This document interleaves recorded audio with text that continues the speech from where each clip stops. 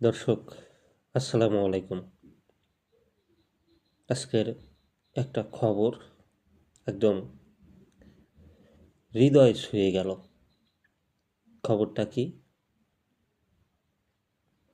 Facebook, YouTube, social মিডিয়ায় সব জায়গায় ভাইরাল।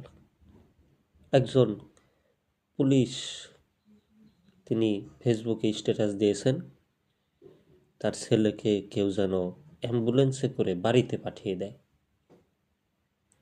পুরা পোস্টটা আমি পাই নাই, তবে যেটুকুন পড়ছে এটুকুনি একদম স্পর্শকাতর। এই মুহূর্তে নির্বাচনের আগে ছুটি পাই নাই। শুধু নির্বাচন বলেই কথা না, পুলিশ দায়িত্ব পালনের জন্য অনেক সময় ছুটি পায় না।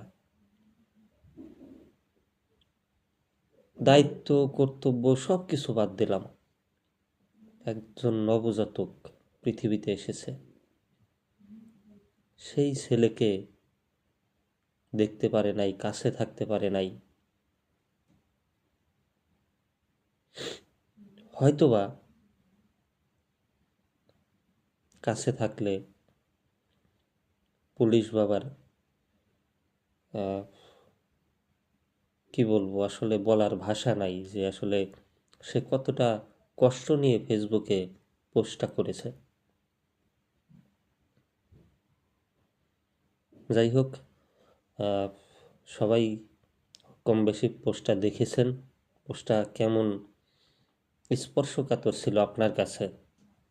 আপনার কাছে কেমন মনে হয়েছে অবশ্যই কমেন্ট করে জানাবেন।